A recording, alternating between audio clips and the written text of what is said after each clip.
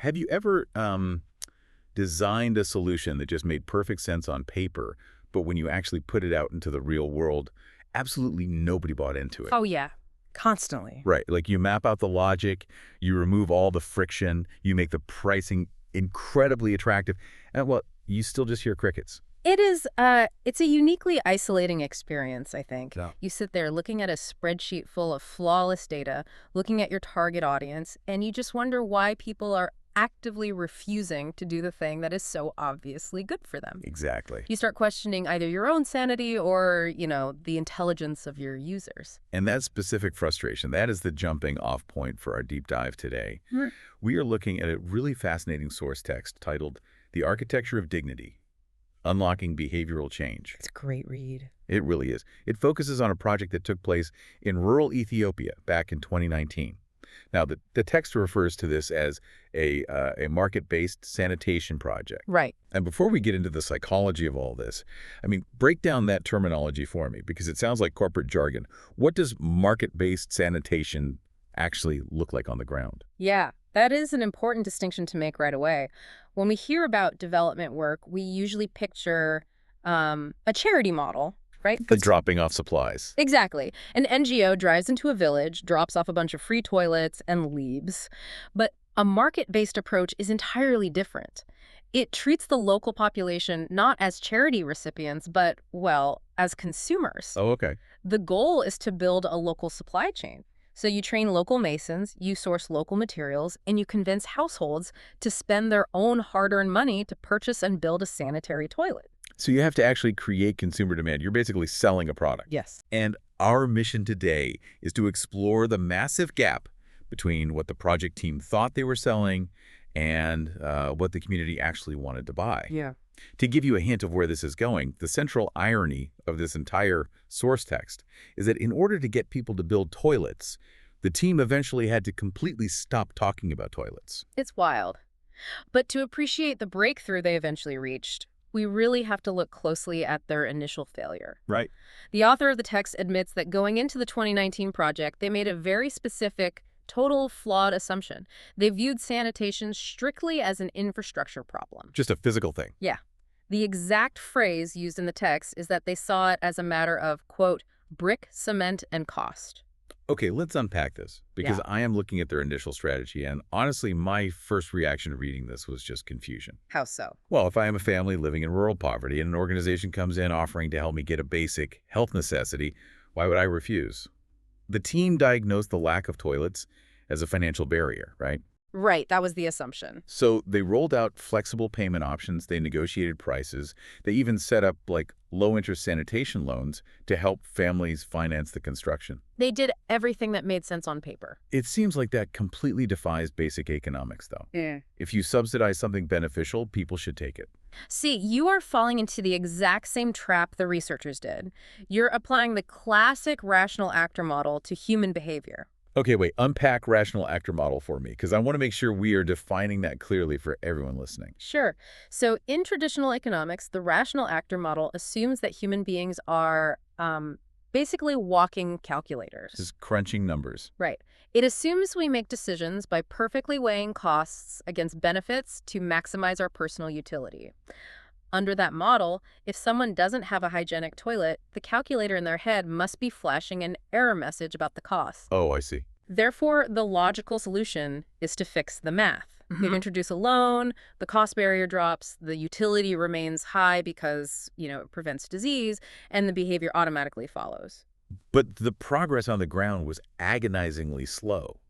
Like, the author notes that it wasn't totally stagnant, but it fell way, way short of expectations given the massive amount of effort they were putting into all these financial mechanisms. Yeah, it was a huge letdown for them. So they were treating human behavior like a simple math equation.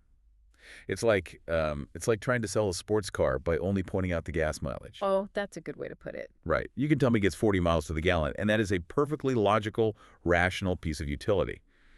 But nobody actually buys a sports car to save money on gas. Definitely not. They buy it to feel the wind in their hair, or to look successful, or for the thrill of the acceleration.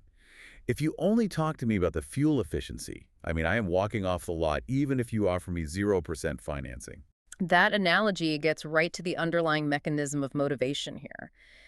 Removing a financial or logistical barrier, um, it doesn't miraculously generate a reason to act. Alone is just a financial tool. Right. A toilet, just like the sports car, is just a physical mechanism.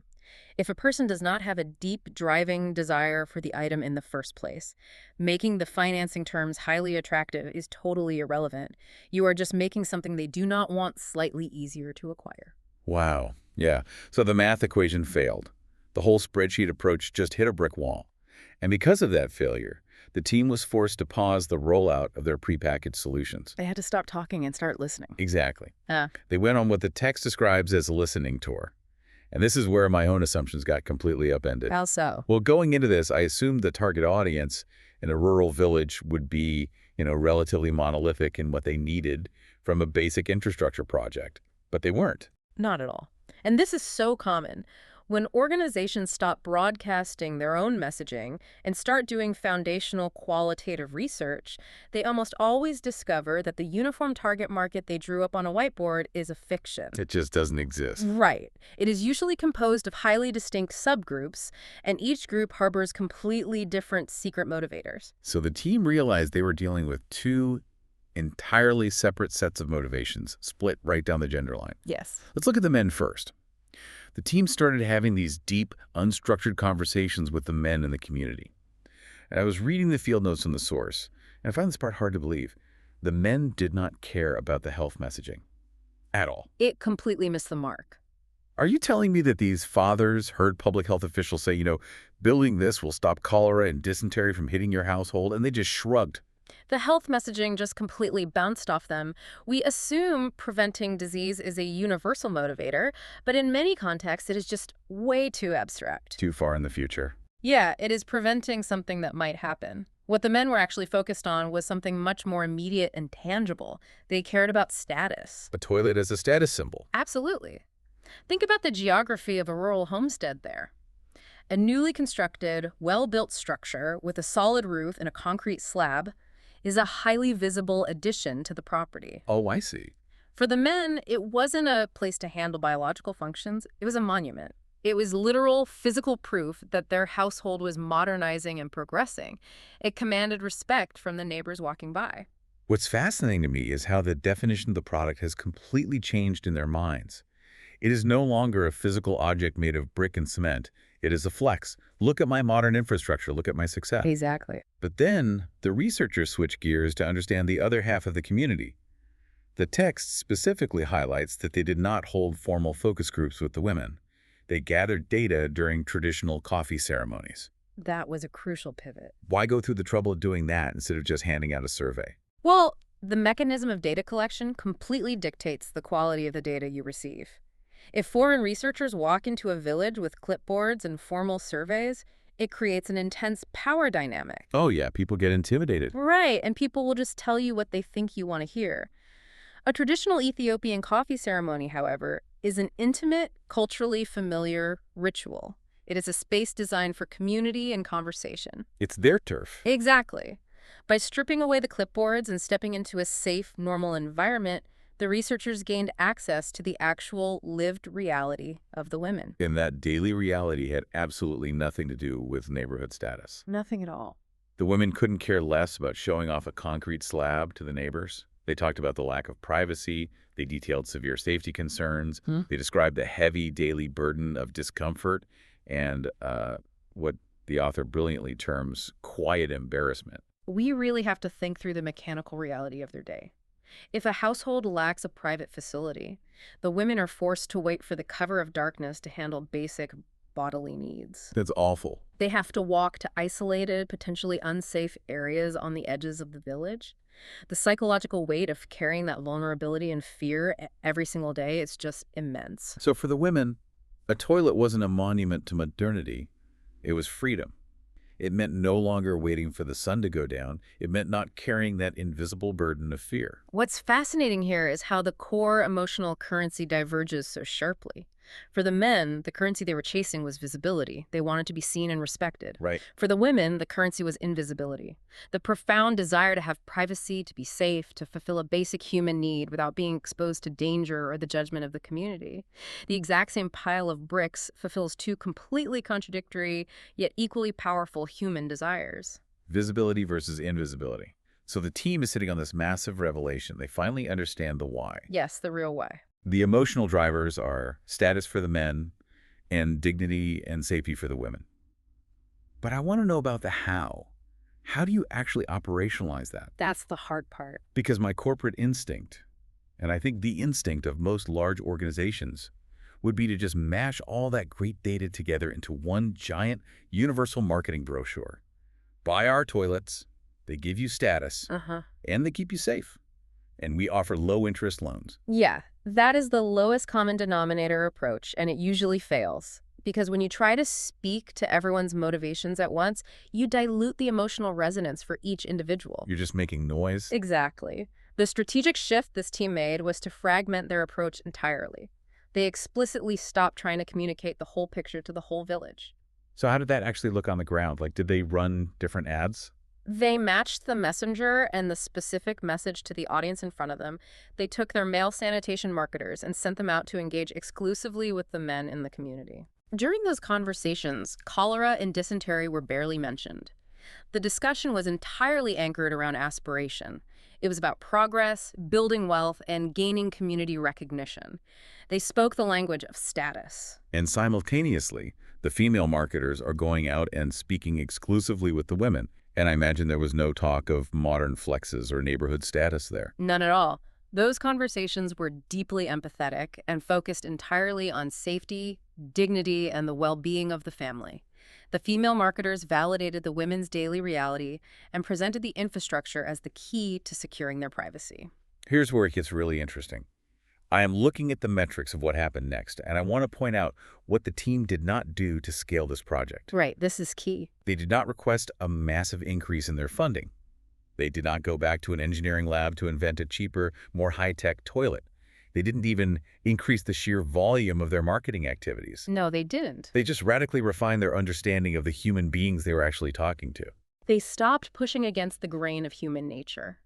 Instead of trying to force people to care about public health statistics, they started sailing with the wind of inherent human desires. I love that. And the mechanism by which they achieved that scale required putting the spreadsheet away and leading with empathy. And the impact was staggering. Demand skyrocketed. Yeah. Families suddenly started investing their own money into construction. But wait, I still don't get the loan part. The financing. Yeah. The text says that those sanitation loans, the exact same loans that absolutely no one wanted in Phase 1, were suddenly being taken up, and the repayment rates remained exceptionally strong. Why are people suddenly paying back the same loans they rejected a month earlier? What changed mechanically? Well, it proves that the initial problem was never about the cost of the cement. It is a psychological mechanism regarding how human beings view debt. We only take on debt for things we deeply value. Okay, that makes sense. When the pitch was about abstract disease prevention, the perceived value was low, so the loan felt like a burden. But once the pitch aligned with a deep psychological need, the intense desire for respect, or the desperate need for daily safety, the perceived value of the project eclipsed the cost. Wow. They weren't paying back a loan for a pile of bricks, they were paying back a loan for their dignity and their identity in the community. You prioritize paying for what truly matters to you. That distinction changes how I look at problem solving entirely. And it really brings us to the broader implication of the source text. The author reflects on this entire Ethiopian case study and points out that it fundamentally shifted how they view development work. It's a paradigm shift. It really is. It seems to me like it is a perfect microcosm for driving behavioral change in any industry, anywhere in the world. It challenges a very stubborn bias we hold in professional environments. We have an incredible bias toward action and volume. Yes. The author explicitly calls that out. They talk about this false belief that impact requires doing more. I see this everywhere now. Oh, it's rampant. If a project is failing, the immediate reaction is that we need more interventions. We need to shout our messaging louder. We need to buy more ad space. We need to schedule more mandatory meetings. We mistake sheer activity for progress. But real change rarely comes from just cranking up the volume on a message that nobody wants to hear. Real change comes from identifying the few core resonant things that actually drive human behavior in a highly specific context. There's a quote from the author that perfectly encapsulates this. They wrote, "Because people don't buy toilets. They buy what toilets represent in their lives, their aspirations, their safety, their dignity, their identity." If we connect this to the bigger picture, we are looking at the fundamental difference between delivering a project and actually unlocking change. Delivering a project is a purely inward-facing mindset. What does an inward-facing metric look like practically? It focuses entirely on your own outputs and your own effort. Did our team deliver the cement on time? Did we process the loan paperwork? Did we hand out 500 flyers? It measures success by the sheer amount of energy the organization expended. It is essentially checking boxes on a clipboard. While totally ignoring whether the boxes actually matter to the people you're supposed to be helping. Exactly. Unlocking change, on the other hand, is an outward-facing mindset.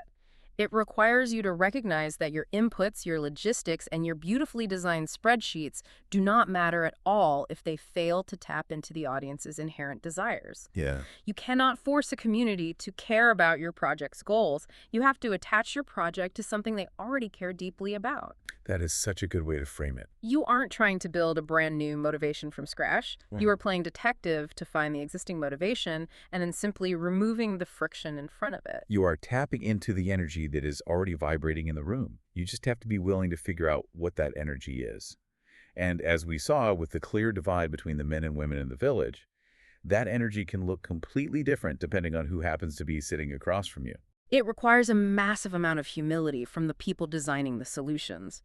You have to be willing to admit that your perfectly logical, thoroughly researched, on-paper solution might be entirely irrelevant to the lived, messy reality of the people you are trying to help or serve or sell to. Yeah. You have to be willing to scrap the glossy brochure and sit down for a coffee ceremony to learn what is actually going on. So what does this all mean for you listening right now?